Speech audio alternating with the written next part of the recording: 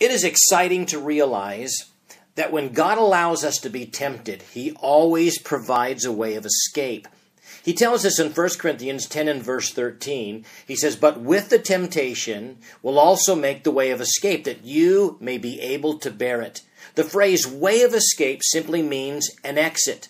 In fact, there is an exit from all temptation, and it begins when we discourage the flesh. In fact, Paul put it this way in Colossians 3 and verse 5, "Therefore put to death your members which are upon the earth," he says, "fornication, uncleanness, passion, evil desires, and covetousness, which is idolatry." The word put to death refers to making a clean break with the sins of the flesh. You see, victory over temptation begins when you stop entertaining the flesh and start eliminating fleshly lusts from your life. That's why Peter said in 1 Peter 2 and verse 11, he said, "I beg you as sojourners and pilgrims, abstain." That means to constantly and repeatedly hold yourself back from fleshly lusts which war against the soul. You know, the primary reason we fall into sin is because we don't discourage temptation.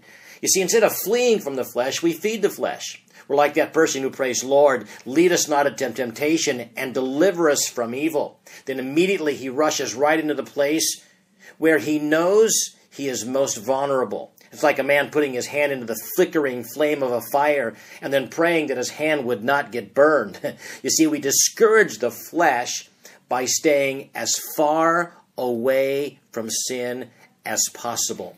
You know, once upon a time there was a king who lived on a great mountain, and all his loyal subjects lived in the valley below. The only access to the palace at the top of the mountain was a steep, treacherous road that circled the outside of the mountain. The king loved his subjects, and they loved him, and every single day the king traveled down that mountain there to visit his subjects.